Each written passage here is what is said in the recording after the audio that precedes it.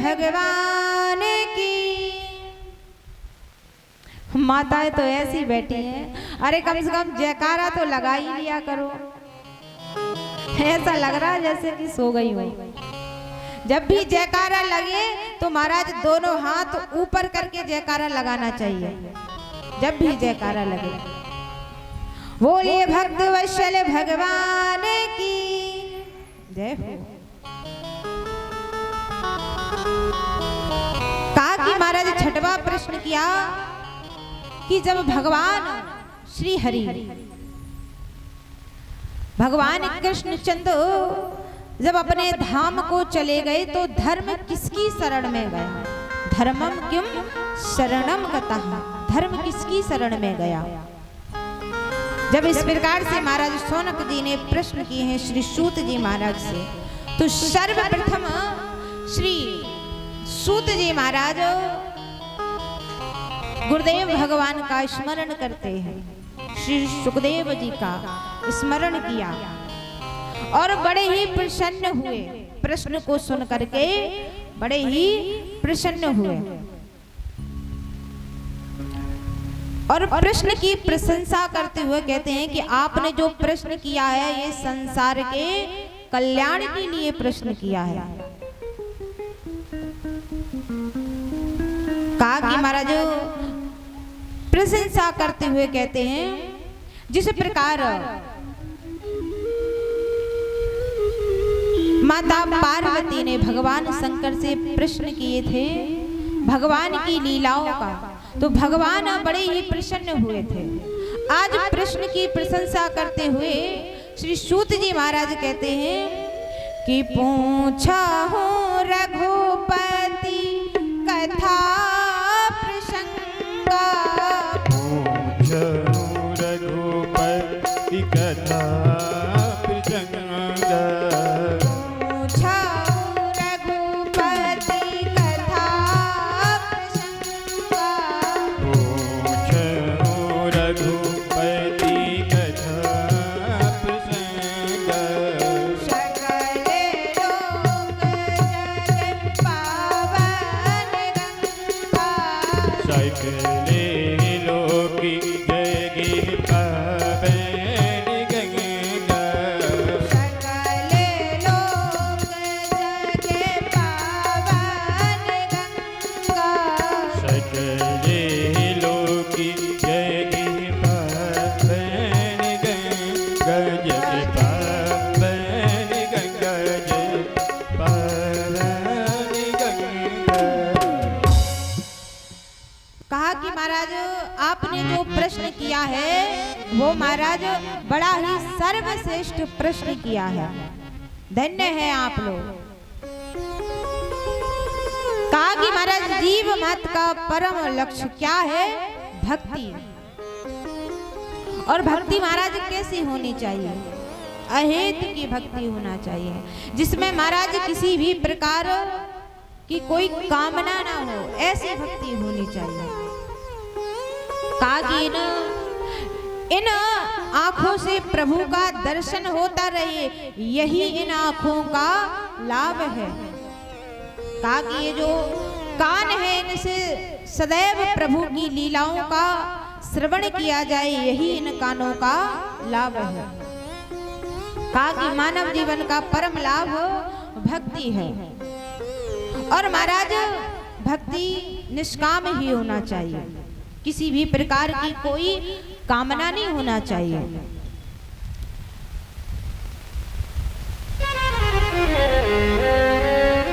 कहा कि महाराज जब किसी भी प्रकार का भेदभाव नहीं होना चाहिए, जिसको महाराज हमारे कृष्ण प्रिय हो वो कृष्ण भक्ति करें, और कहा कि जिसको हमारे राम जी प्यारे हो वो राम भक्ति करें, और जिसको भगवान भोलेनाथ प्रिय है वो भगवान भोलेनाथ की शरणागति ग्रहण करें। वस्तुतः सब एक ही है, कोई अंतर नहीं है। और कहा भी गया है कि राम कृष्ण दो एक है, अंतर नहीं निमेषु। और इनके नयन गंभीर हैं और उनके चपल विशेष। कहा कि राम कृष्ण दो एक है, अंतर नहीं निमेष। वस्तुतः महाराज एक ही है। अब महाराज श्रीमद् भागवत में भगवान के 24 अवतारों का निरूपण किया गया। भगवान के 24 अवतारों के बारे में बताया गया है कि भगवान ने 24 अवतार लिए। भगवान का जो पहला अवतार है वो महाराज सनक सनंदन सनातन और सनत कुमार के रूप में हुआ है। और जो दूसरा अवतार है महाराज वो बराह अवतार हुआ। कहा कि महाराज जो तीसरा अवतार है वो देवर्षि नारद जी के रूप में हुआ है। और भगवान का चौथा अवतार नर नारायण के रूप में हुआ है। पांचवा अवतार कपिल भगवान के रूप में हुआ है। और छठवां अवतार भगवान का दत्तात्रेय के रूप में हुआ। सातवां अवतार भगवान का यज्ञ भगवान के रूप में हुआ। और आठवां अवतार ऋषभ देव जी के रूप में हुआ। कहा कि जो नौवां अवतार है भगवान का वो पृथु के रूप में हुआ। और मत्स्य अवतार भगवान का 10वां अवतार है। 11वां अवतार भगवान का कच्छप अवतार हुआ।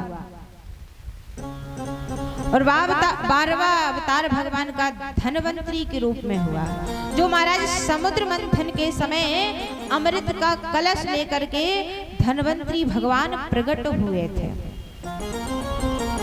जिसे महाराज हम लोग धनतेरस के रूप में भी मनाते हैं। और महाराज भगवान का जो 14वां अवतार है वो है मोहिनी अवतार। कहा कि जो भगवान का 15वां अवतार है वो नरसिंह के रूप में हुआ। और 16वां अवतार भगवान का परशुराम जी के रूप में हुआ। और 17वां अवतार भगवान का व्यास जी के रूप में हुआ, वेद व्यास जी के रूप में।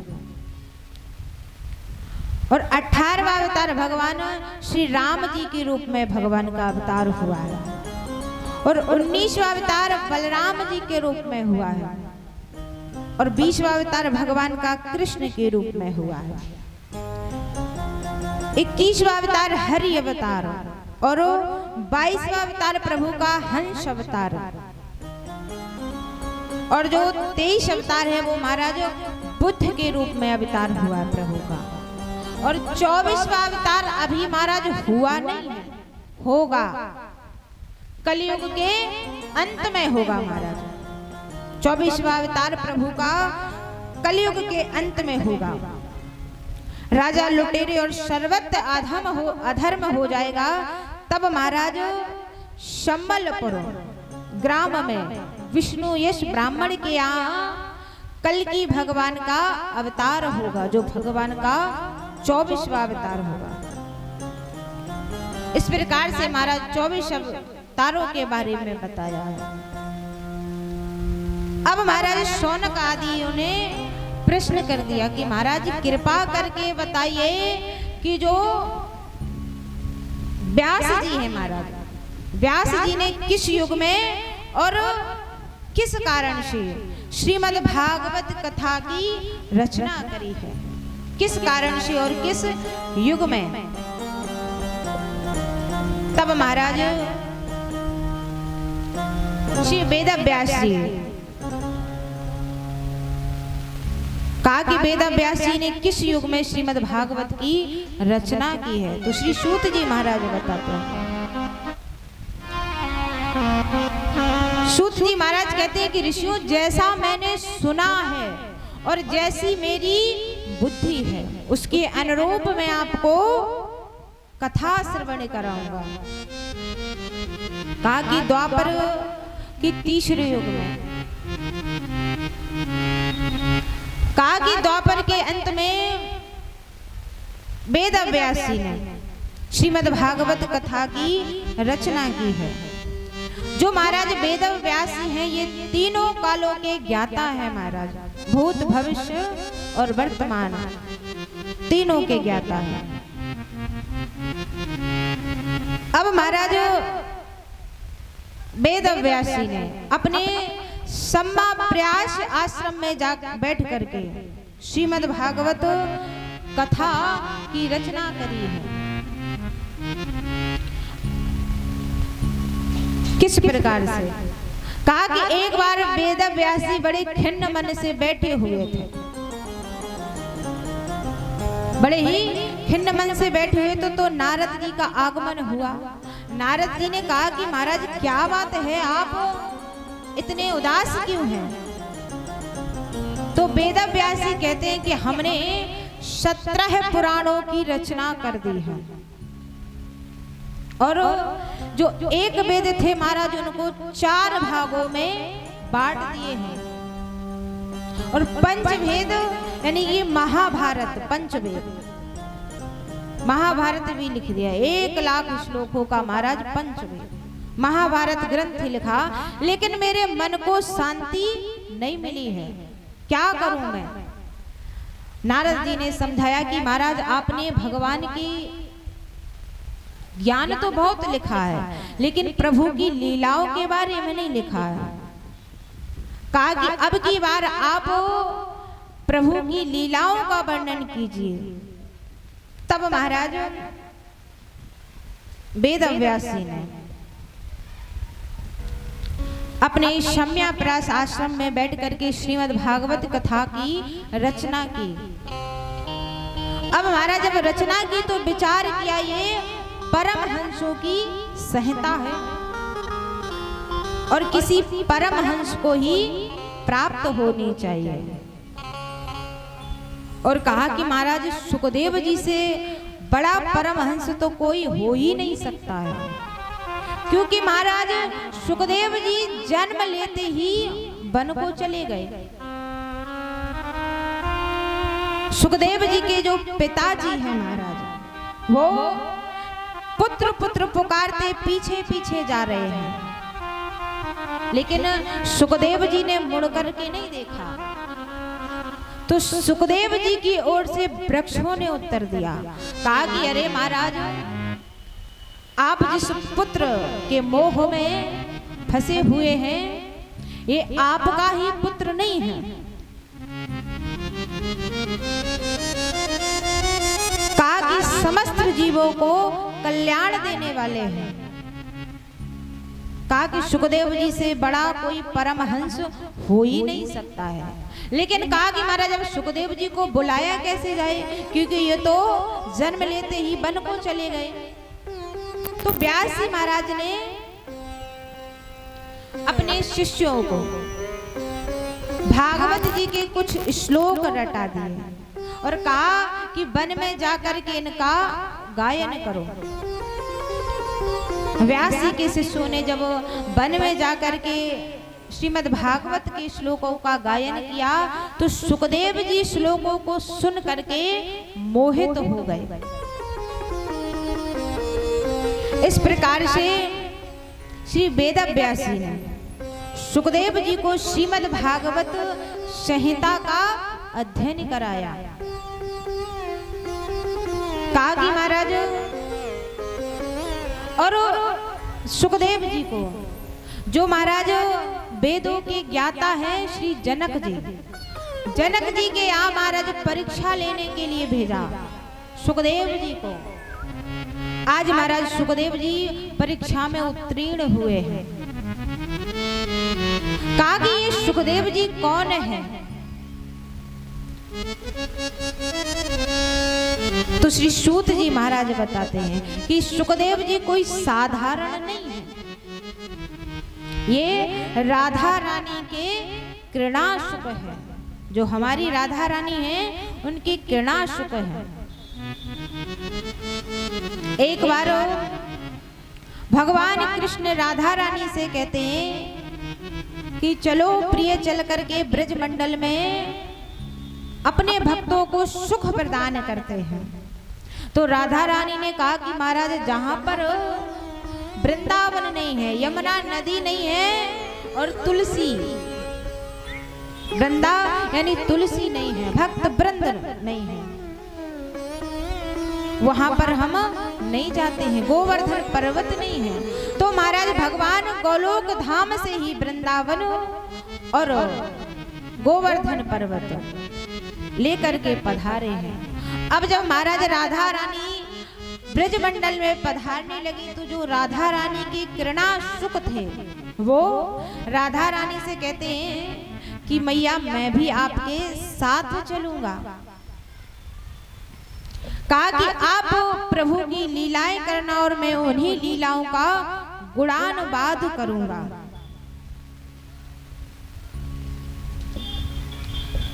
जब इस प्रकार से कहा कि मैं उन्हीं लीलाओं का गुणानुवाद करूंगा, यही कृणाशुक महाराज कैलाश पर्वत पर जाकर के विराजमान हुए हैं। एक सुख के अंडे के रूप में विराजमान है।